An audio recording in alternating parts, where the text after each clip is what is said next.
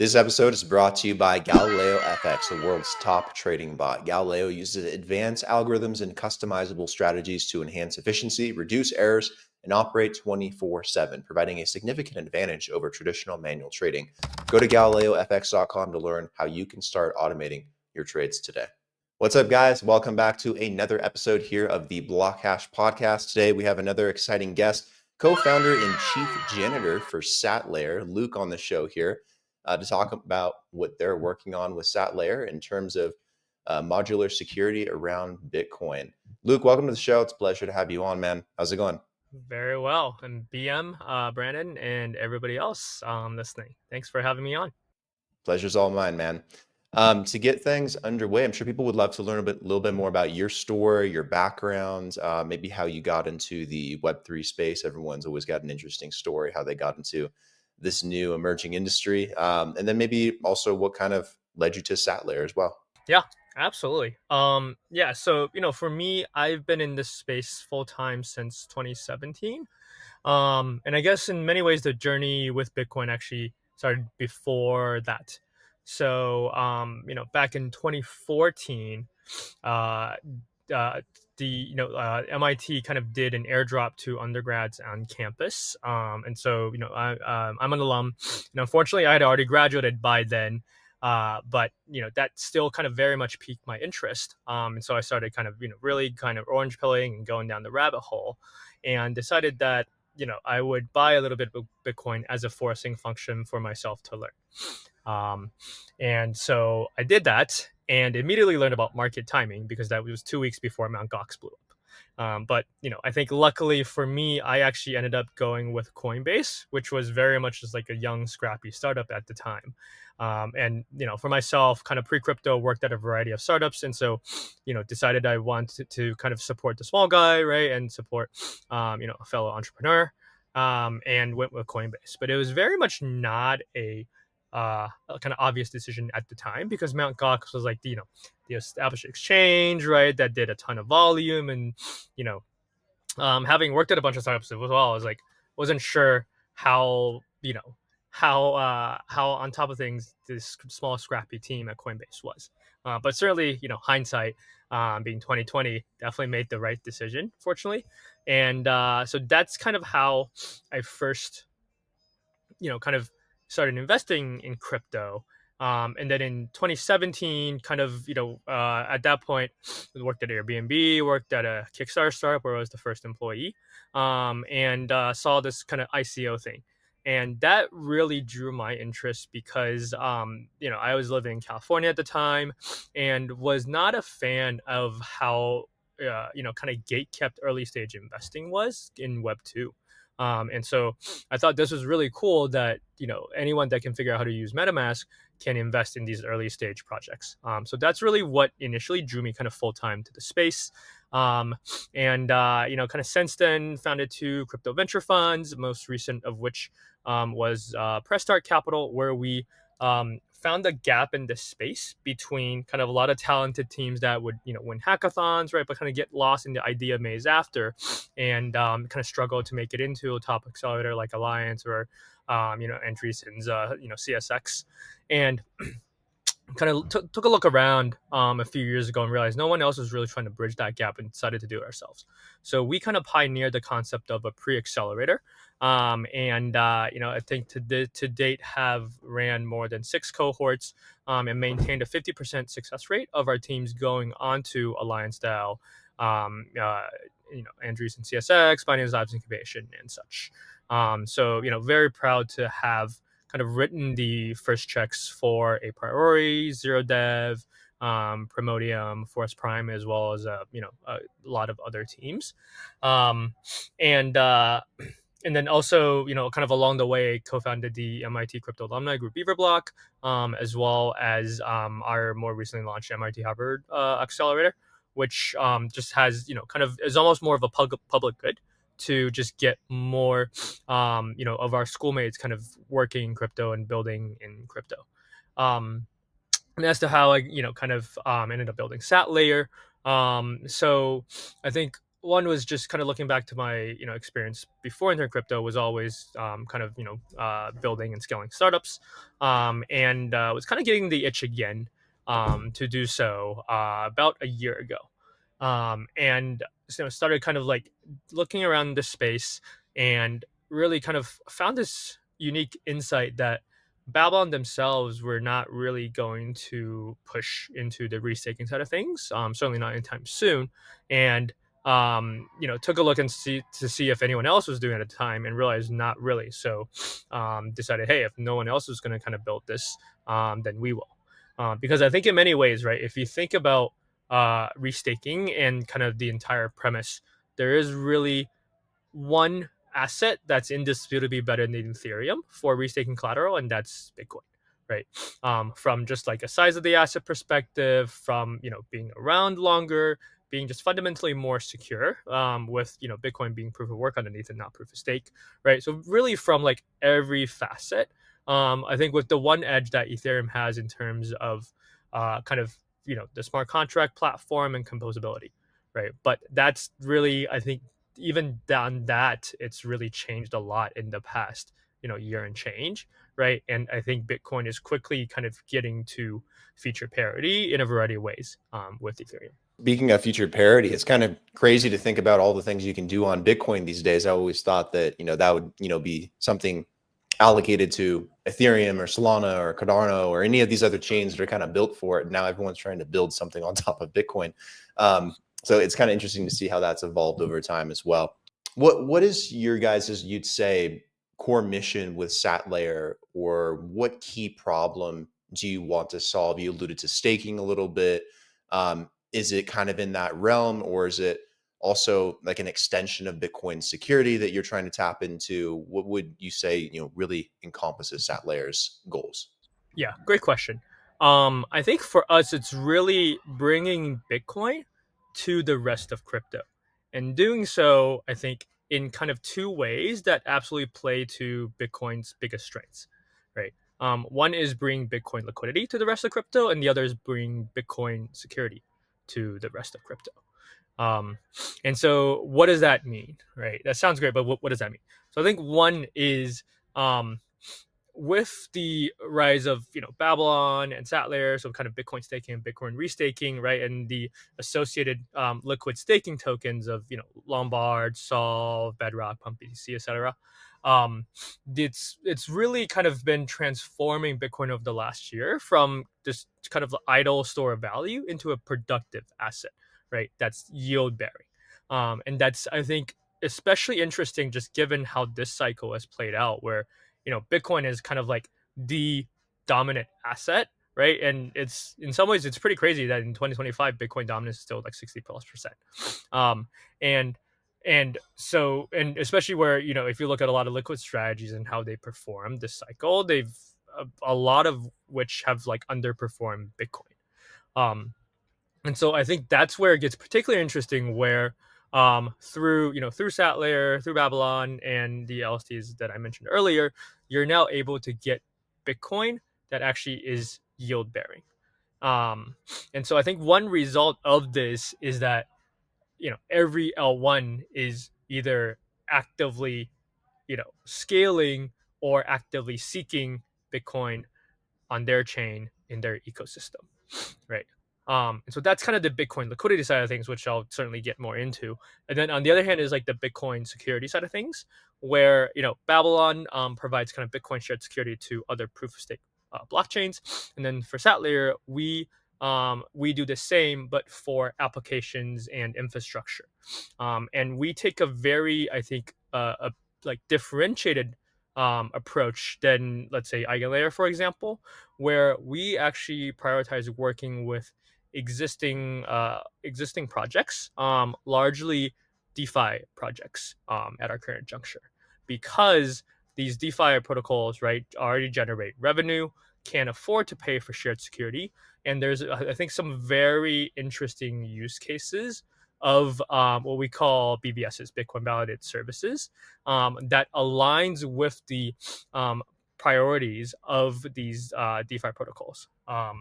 And so it's very much a win-win on both sides, where ultimately, kind of the restaking yield that we provide by working with these projects is as like the realist yield in crypto, right? And it helps actually drive more users, more TVL, right, more volume to these DeFi protocols. Okay, cool. And then what is the totality of the, I guess, participants in SatLayer's ecosystem kind of look like? Are these node operators? Are these BVS, restakers? What does that kind of encompass? Yeah, great question. So I think there's a couple of different sides, right? So one is kind of the restakers, right, that are providing restake Bitcoin as collateral, right, as security collateral for the BVSs to consume. And so that's the other side is the kind of the BVSs, which, right, as I touched on earlier, a lot of it are existing kind of DeFi protocols, right? Kind of lending protocols, dexes, kind of list goes on. And so that's kind of the two main sides, and then operators I think play certainly a critical role in kind of facilitating between the two. Is the restaking available as of now? Like, is that something that you can do through SatLayer today, and you can like launch the app and like connect a wallet and start restaking Bitcoin? Is that like fully functional as of now? It's functional. I wouldn't necessarily say fully functional. So I think in one way you can think about it as like we launched a pre-deposit app a few months ago, and so we have over 3,300 BTC in terms of TVL, which depending on the day is above or below 300 million USD.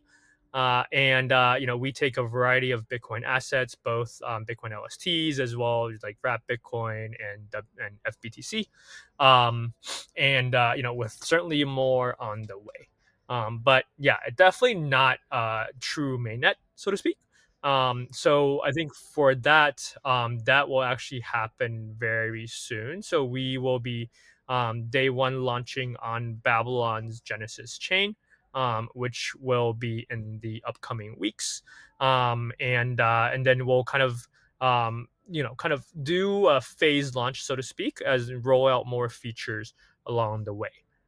There's some, I think, very interesting stuff that we've been building that I think will be very exciting to finally be able to showcase to the community. Okay, that's very interesting. Never in my life did I think I could hodl Bitcoin and earn rewards for it. So I think that's a really fun solution for people, and very useful as well. Actually, sorry. Yeah. On that note, I think this is where it's particularly interesting with what we enable, which is hodl Bitcoin and not only earn one set of yield slash rewards, but actually four or more sets, right?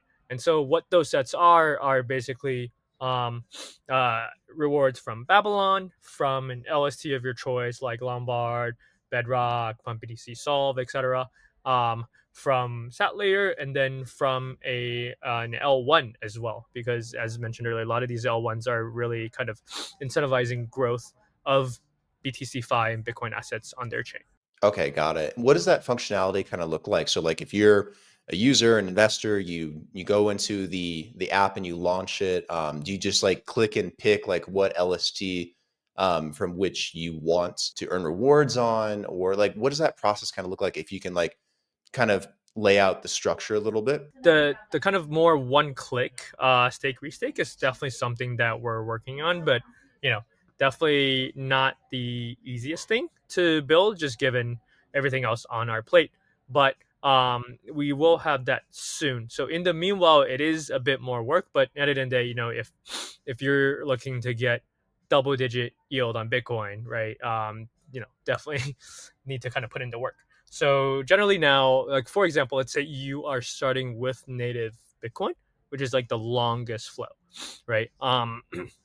So generally with that, you will then go to one of the LST issuers, um, and that's where you would basically deposit your native Bitcoin with them to mint the LST token.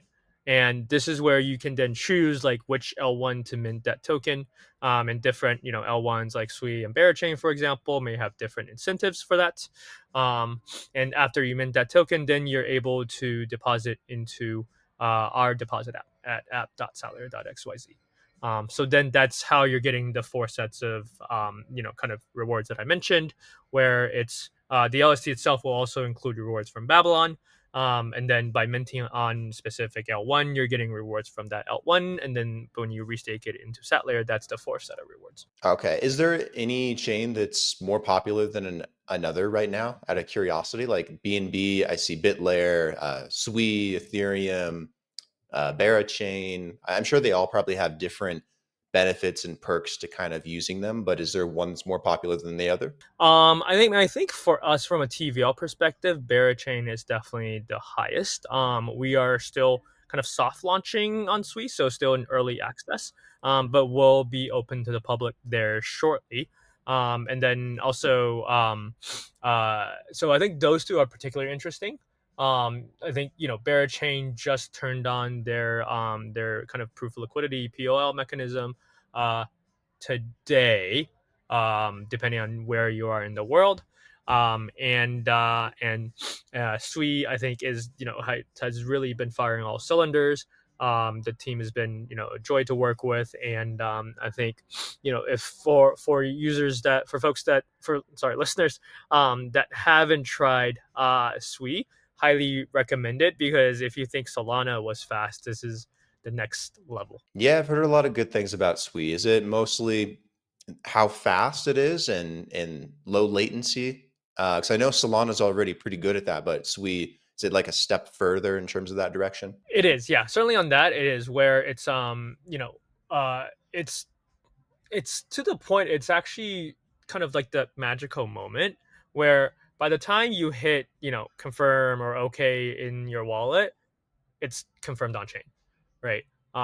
Yeah, this is basically like zero lag. Transaction fees are like single cents, and so it's kind of like it's very enjoyable to use. And then from a tech perspective, it's quite interesting too, because Move is very much kind of object oriented, and not state oriented like a lot of the existing languages. Kind of leads me to the next question. I want to talk about BVS a little bit, the Bitcoin validated services, and then also developers who you may want to also build on SatLayer.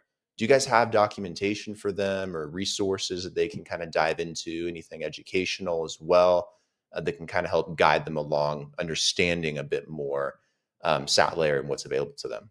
Yeah, absolutely. So I kind of maybe start with the last question first. Yeah, we absolutely do. They're at docs.xyz. We'll actually be launching an updated version of the docs in the coming days. So potentially even when this podcast is out. And I think in general, definitely feel free to reach out to myself or any of our team members on Twitter or Telegram. Happy to kind of offer direct support for anyone that's looking to build or currently building on SatLayer.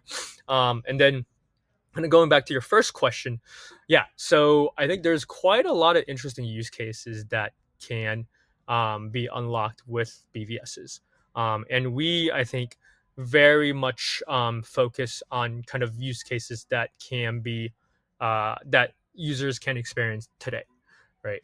And so what I mean by that is, let's take for example lending protocols, right? Um, Lending protocols, I think, you know, in some ways, crypto being crypto, no matter how kind of intricate your mechanism design is, there's always some edge case, right? Or maybe it's a social engineering attack by some the likes of Lazarus, right? Or front end attack. And there's always the possibility of exploits. And so I think one thing that this space has kind of gotten a lot more pragmatic on is, all right, at the end of the day, it's low likelihood you can catch everything, and so why don't we attach some sort of insurance fund to this, right?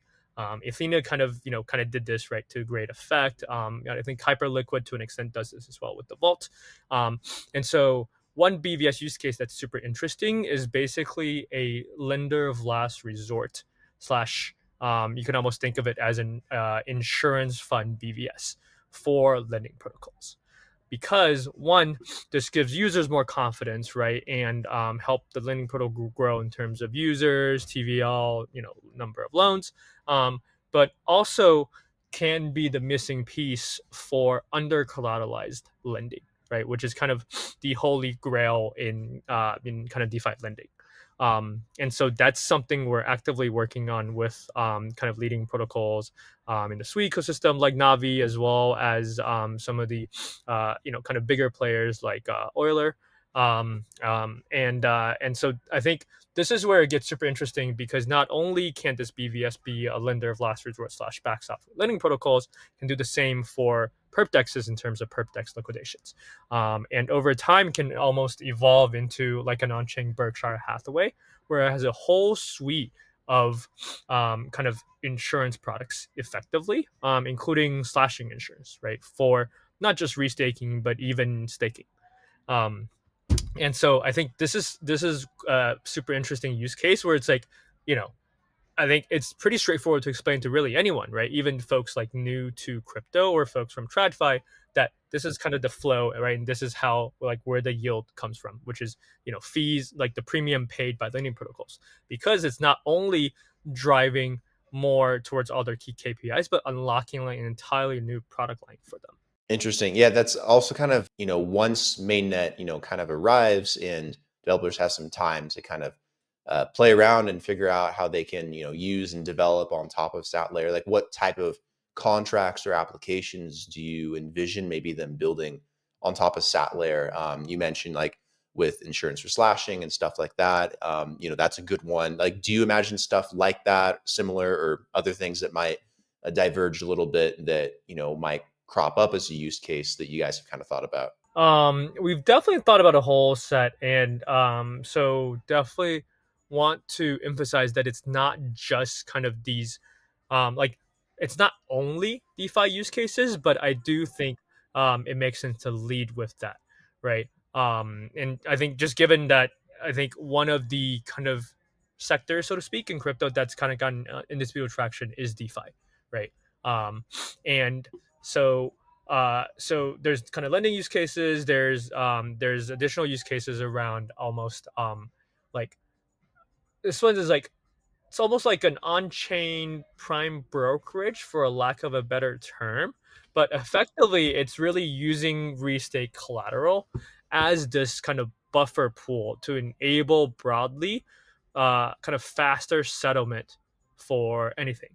um and so one example here is, I think a lot of LSTs recently have launched like instant withdrawals, right? And the way they generally do this, like one of the methods at least, is to basically not actually stake all the native token that users deposit with you, right, into the staking protocol slash mechanism.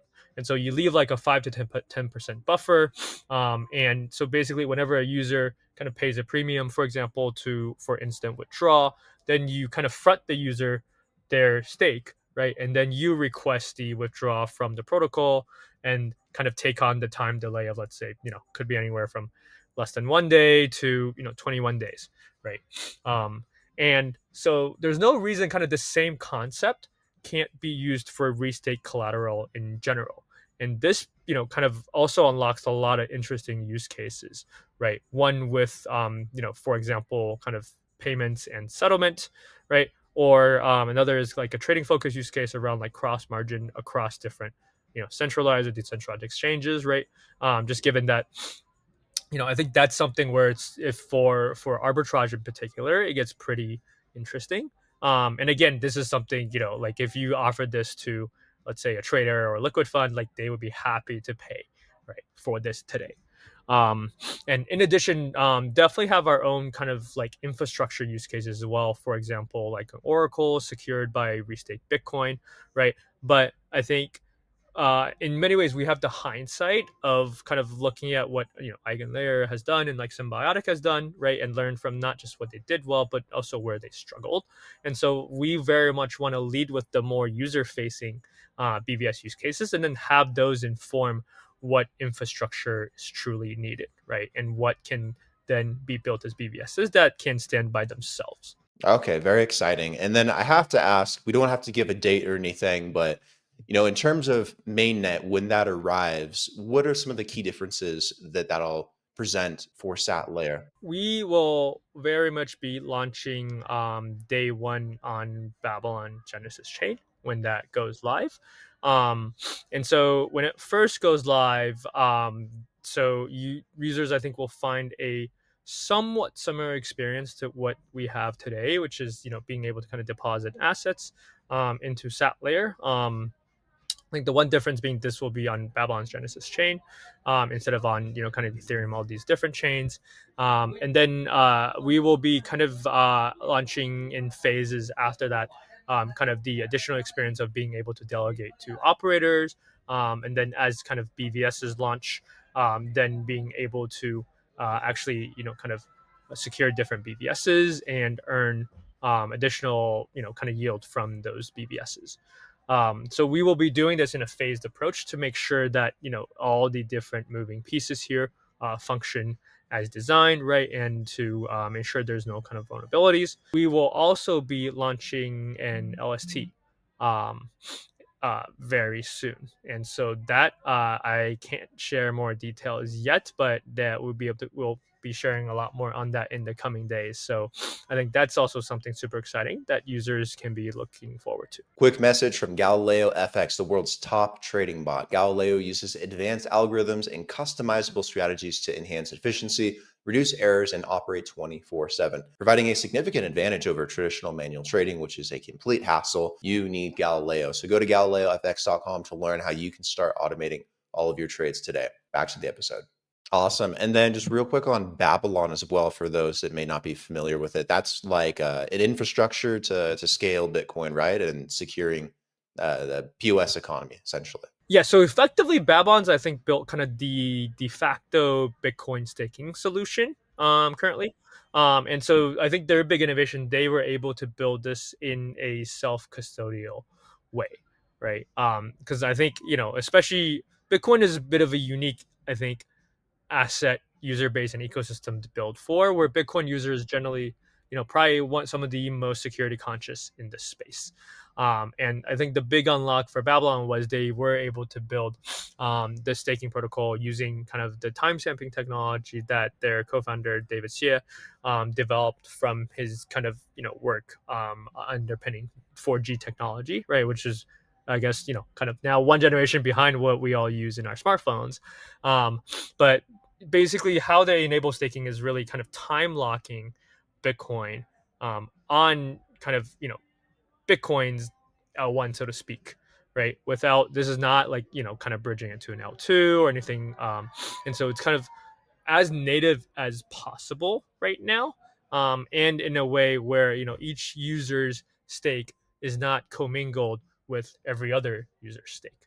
Um, and so I think those were some of their key innovations. And then, as you rightfully mentioned, the yield for Bitcoin staking comes from Babylon providing shared security to other POS blockchains. This next question is a little bit more off the cuff, but I kind of want to get your take on it and your opinion in regards to DeFi around Bitcoin. Some people call it Bitcoin Fi. There's all these different terms now, and it's really emerged just in the last 2 years, maybe year. Like it hasn't been around a long time. Again, talking about assets on Bitcoin or Bitcoin being used as an asset in different occurrences, or even being restaked on other chains. What do you think about Bitcoin in opening it up to a DeFi ecosystem or integrating it to DeFi? Some people have concerns with it. Some people think that it's just the next evolution for Bitcoin. Do you have a broad-based opinion on where that may take us in regards to Bitcoin's future? I do. I have a spicy take as well, which I'll share later. But yeah, I do absolutely. I'm very much in the latter camp, where I think this is the future for Bitcoin, right? Because I think even for, like, let's say the Bitcoin maxis that feel like Bitcoin shouldn't change, I feel like if you're a true maxi, you understand that if Bitcoin does not change, let's say from a year, 2 years ago, right, where it was just a pure store of value, um, then actually, like, a few halvenings down the road, the entire security model breaks, because there's no long because right, if it's just used as pure store of value, not a medium of exchange, right, not these kind of new use cases that BTC Fi has unlocked, then at some point there won't be enough transaction fees sub post, let's say, like 2 or 3 halvenings to actually secure the network, especially as the value of Bitcoin continues to grow, right? And so you need either more transaction volume, right, or more usage for Bitcoin to ensure that the security model still holds. And so I think that's why kind of BTC Fi Bitcoin DeFi is so important, right? Because it's really like I think we're not certainly not the only team that's doing this, but really bringing Bitcoin to the rest of crypto so that you can have and use Bitcoin right on really any L1 or L2. And use it in DeFi, right? Borrow against it, have it be yield bearing, and secure like other applications with it, right? And so I think at the end of the day, this is all very much a net positive for Bitcoin, where it's actually being brought into the rest of crypto and being utilized, right, and not sitting idle. Awesome. And then you said you had a spicy take too, right? Yeah. Um, I think this I say half jokingly because even for myself, I came from kind of the EVM side of things, but my spicy take is Ethereum is a testnet for Bitcoin. And so you're certainly seeing this in DeFi, where most of the teams building in kind of Bitcoin DeFi came from EVM, right, or came from like all L1 ecosystems, and we all kind of took our learnings from those to now build on the best asset in the space.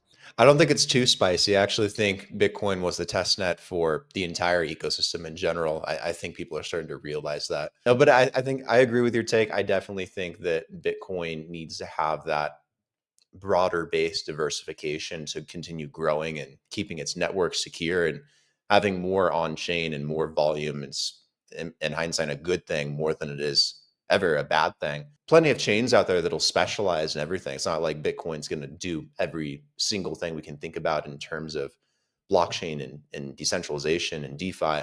So I'm happy to see a lot of that starting to get integrated into the Bitcoin ecosystem, and I do hope the Bitcoin maxis kind of realize it's a good thing. It's not a bad thing in the end, actually. Yeah, 100%. And I think it's also with institutional, not just institutional, but now sovereign, sovereign like nation state adoption of Bitcoin. I think in many ways, a lot of like Bitcoin DeFi is actually kind of easier to explain to kind of TradFi folks, right? Than let's say like a crypto user that's never interacted with DeFi, right? Because I think for the TradFi folks, like a lot of DeFi is built on existing kind of TradFi concepts, right? Just but either more, more efficient, more open, or more transparent.